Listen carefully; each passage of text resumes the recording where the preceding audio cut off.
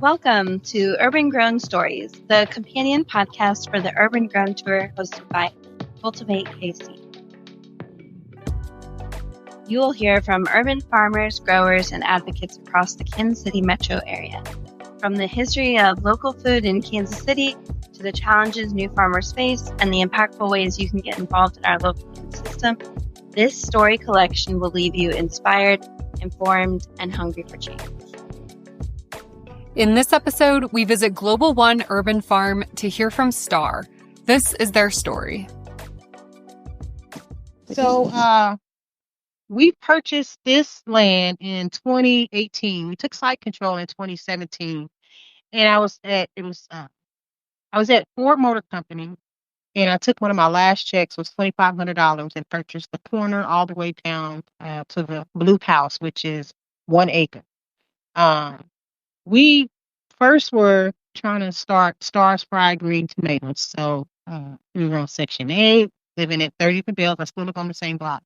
But the landlord let us tear up the yard and put a garden in. And we asked a guy down at the city market to sell us tomato plants, and we started buying lots of tomato plants from him because my husband found out I love tomatoes, and he said, "Girl, when we move, I'm gonna put you a garden in." So when we moved on Bells, we started putting in the garden, purchasing tomatoes from Fred and Helen Mershner down at the city market. They're big tomato people down there. He said, "What are you going to do with all these tomatoes?" I'm like, "We're going to brand Stars Fried Green Tomatoes. We're going to sell green tomatoes. We're going to have seasonings on them. We're going to be able to dip them in all kind of sauces, and we're going to put all these different flavors of seasonings on these green tomatoes, and we're going to make a lot of money."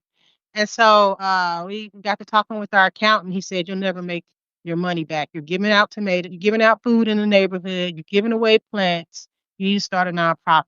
So in 2016, we started our nonprofit. In 2013 through 2018, we learned how to germinate seeds from Fred and Helen. They had us come out to their farm in St. Joe and showed us the germination process. So we were able to start germinating seeds on our own. So we went and started working inside African Center College Preparatory Academy. And we were teaching pre-K through fifth graders how to come into the greenhouse and produce plants from seed, not exactly to harvest, but just as long as we could. So we didn't have anywhere to go with these plants. So we were putting some in our yard. Our next door neighbor was an elderly lady, and she said, "You can use my yard," because she was coming out watching us. We were giving her food. And so she let us use her backyard. We started growing food in her backyard. And then our local church that we had joined off 39th Street allowed us to use a half an acre at her church. So we were germinating the seeds inside the greenhouse and bringing them out in the church, giving the food to the pantry, and just sharing as we could in the neighborhood. Not a lot of people came out to want to help, with the gardening and things like that. But we kept going. Um, and then I started teaching. My son left from African Center College Preparatory Academy for fifth grade. He went over to Kaufman School. So I started teaching Kaufman School gardening club for a couple of years there. And that was in 2019 and 2020. And then 21 and 22, I was over at Kip Casey Legacy High School, helping high schoolers like start their own bakery business. We made soaps. We did oils. We talked about sports drinks and how they could, make different oils, and where does the food come from, and what you can do with the food, and how we can try to survive with the products from the farm. And so everything just started getting really interesting. Like I said, we purchased this land in 2018. Now we have a space where we can teach from. So we started teaching workshops and just whatever we could. I would like for this to be like bigger, like a school. Even a couple properties over there where we could house affordable homes for veterans, and then they care for the land while they're here. There will be a sensory garden, of course. Have autistic, maybe not autistic grandbaby, but she's not talking yet, but she's about 4 years old. And looking at maybe having some sunflowers, which some pretty stuff, pretty looking flowers, some sensory kind of stuff, maybe like leathery, filly type plants, or like soft, fluffy plants. I want some things that smell good. We'll do all the mints and all the herbs. Just kind of trying to provide a healing space for people in need. And for myself, I think it's a healing place. I was crying yesterday and decided that I needed to get over here today. Um, but there's so many things that we deal with. I was a massage therapist for 18 years, and that kind of what started me in the health field. But before that, I was a carpenter, so I did heavy highway, bridge work. And before that, we built a house from the bottom up. So I love to build something from nothing. That's kind of where all this started. Uh, and that was after leaving job. I didn't stay there very long. I was emancipated at the age of 16, so that made my grandmother signed her rights over so that I can take control of my life and uh, make decisions on my own. There was a program in Kansas called through Cal Valley where they allowed me to take the bus and go to school every day. And if I did that, I could stay in this apartment building. So I got my GED, my diploma at 16. So I was able to go to building trade school at 17, and that's where we built the house from the bottom up. And then I joined the carpentry union here in Kansas City, Missouri, and started doing the more highway work and less home work, which was okay. I did that for about 10 years, but it was more welding, bridge work, J done type things. And so I love working with my hands, and I knew that I started from nothing. So I wanted to build something. I didn't know how. I wanted a product that I could be able to sell. We're just trying to figure it out because it's tough when you get up and you struggle with working every day. I mean, it's stressful. I mean, when I was going back and forth before, I was driving 30 minutes to work. My son was kindergarten through fifth grade. And so I didn't go to work till 5, so I didn't even see him when he got home from school. And then I would talk to him at 9 on one of my breaks.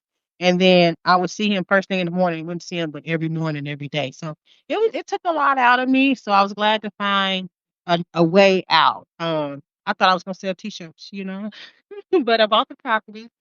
Um, and we started growing our own food. We started with top of the hill. We just started with green beans because I love green beans, and I figured if we could just grow the things that we like to eat, then we could find out exactly where our food came from.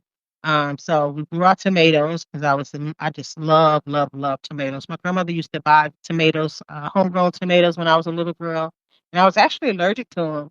And the tomatoes would just be disappearing out the bottom of the refrigerator. She'd be like, "Did you eat those tomatoes?" I'll be like, "No." And she's like, "Let me see your tongue." So I used to get this white bump on my tongue to show that I ate a whole lot of tomatoes. So she would know, but just the idea of now being able to grow my own tomatoes and I can grow. I learned about so many different varieties. I just feel like it's very educational, to be able to grow the food that you're eating, and then to think about, what is this food doing for my body, and then to learn the benefits that every food has all these benefits, that are beneficial to health. And I do believe that we can heal ourselves with the food that we eat if we just stop for a minute and pay attention to what we're eating. So we're eating better. We know where our food's coming from. We know what they're putting in the food.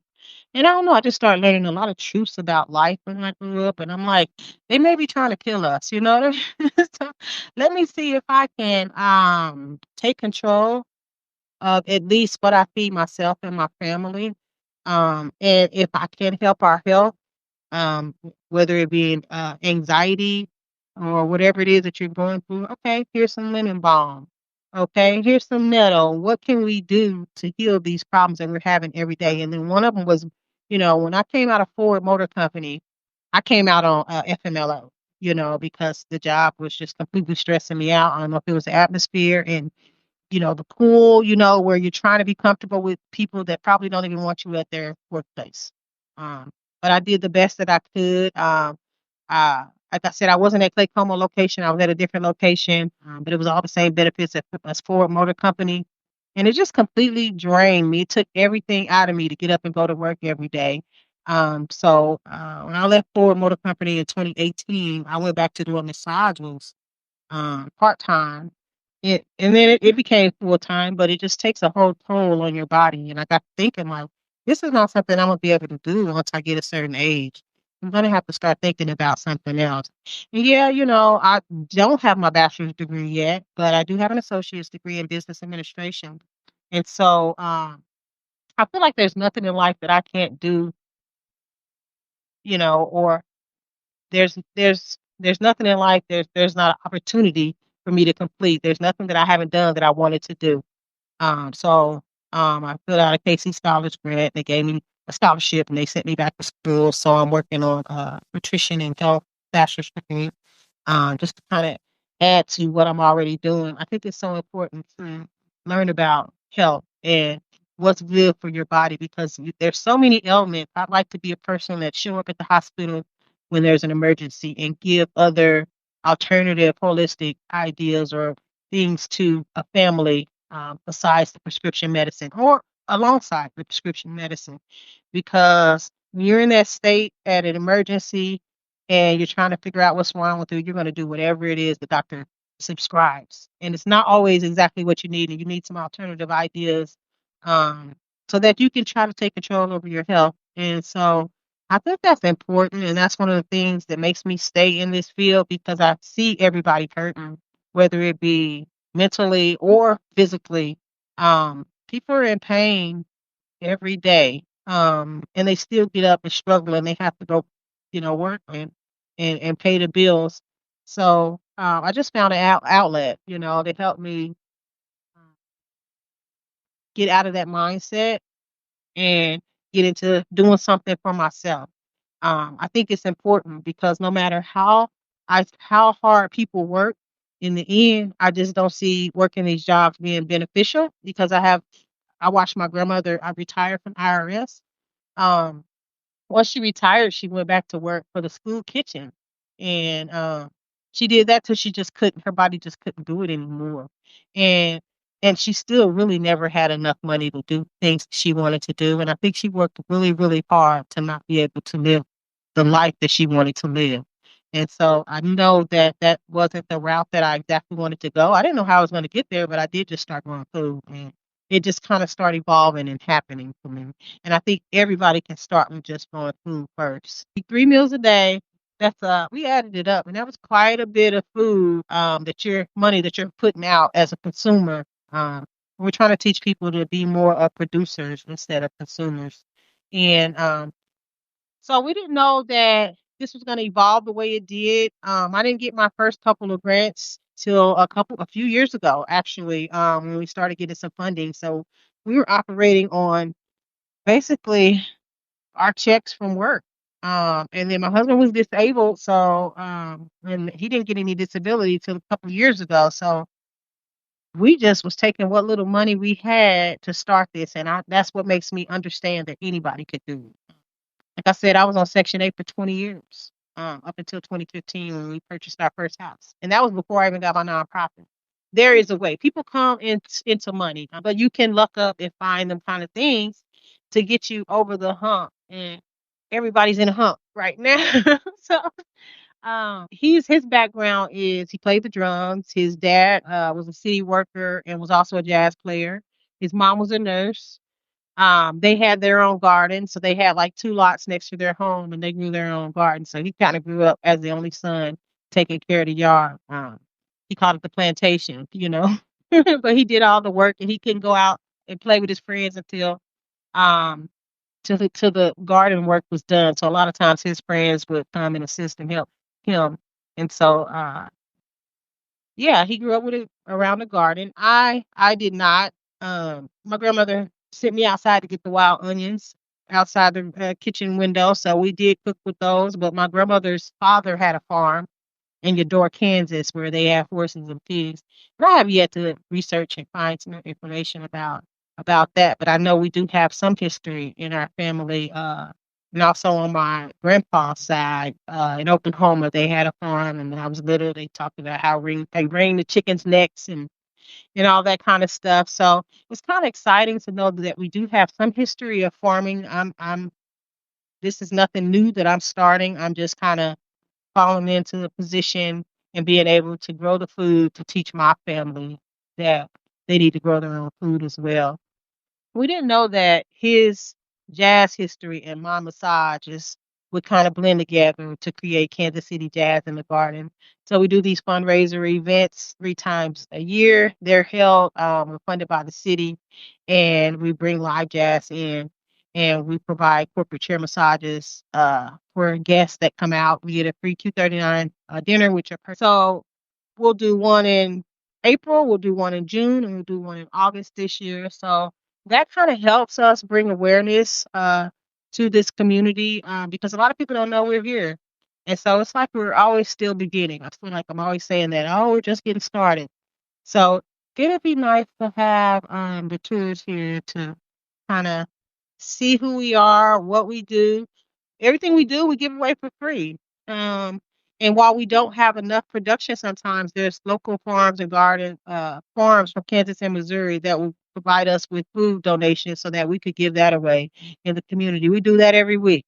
Last week it was sweet potatoes and lettuce. This week is cilantro, parsley, pears, tomatoes. So it's a variety of fruits and vegetables that we're able to give out every week. You'd be surprised how many people really need. So I made Facebook the post and then have people um, tell me their name, put their name on the sack, give them my address. If I'm here, if I'm at home, put the name on the sack, set on the steps, set up a time, and let them come pick it up. So it's not that hard to do. It'd be great to have it where we have administration, paid administration. See, I've never been paid. I don't have a salary. I'm just learning how to write my name into the grants. But projects, I've been able to complete a few projects here. And that's kind of what has given us the structure that we need to kind of get started. And I've been able to do projects to be able to get supplies. So now we have a few supplies so that if we do get a group of volunteers to come out, then they have supplies needed so we can grow food. We got two native prairie gardens that are installed, and we've got two more that we're getting ready to install. So that's kind of fun learning the native plant side of it. I didn't know how important it was for your bees and bugs to have a place with the native plants right alongside for your vegetables. But I'm learning and I'm loving it. I'm really loving it. It feels like a little piece of freedom. Um, because it probably goes into me wanting to do something for myself. And I think that's where it all came from. Just the opportunity to build from something from the bottom up. It could have been a house. It could have been anything, but I knew that I needed to build something from the bottom up. And it's just giving encouragement to me. And I think you don't always see that you're inspiring other people, but as you continue to move along, you get inspired yourself. I'm like, oh, okay, I am doing something. It feels good. Um, I don't know how far we are gonna go with this, but it just gets bigger and bigger. I just keep dreaming bigger. And that I love. There's things here I've never even tried in my life, like these herbs. They smell good, they heal. I just want to be able to share that same thing with people that I see every day that are struggling with their health. Um, that's pretty, and I want to have fun. I grew up playing basketball, volleyball. We played jacks and hopscotch. We did competition. So I want to bring some of that fun feel here. We got a tetherball in the back. I let them know that I do have a trophy in the tetherball game. So be careful what you come over here trying to do on this space. But I want to play jacks. I want to play basketball. I want a basketball goal. So I just want something fun for everybody to do in this community because I feel like it's nothing. And I got tired of looking around and seeing that it's underserved. And instead of moving out of it, let me see what I can do for it. Because I want to stay here and I want to be comfortable. I want to be able to ride my bike. I want to be able to walk. So I thought about putting a walking trail all the way around. I just trying to create the things that I want to see instead of giving up and moving on. We continue to dig our hands down in the ground in the soil and try to bring something out of nothing. Um, I'm looking forward though to being a school because not only do you need to eat right, you need to make sure your mind is right. So if we can provide more resources to this community, it just seems hopeless. I sit around and talk to people on a daily basis, and it's hard to hear these stories where they're struggling, and then there's nothing that I can really do except for give you some information or resources or try to at least help you with the main things that you need, like some food. And so I know that I'm going to be a big pillar. It's hard to see it at first because, you feel like you're all alone and nobody's helping you, and you're just being held back and not getting the resources you need in the beginning because nobody else is doing this. So it's like I have to go out and try to find somebody doing what I'm doing, and so that I can relate and learn from them. And it's not always easy, but it's needed. We grow food, but we also care about people.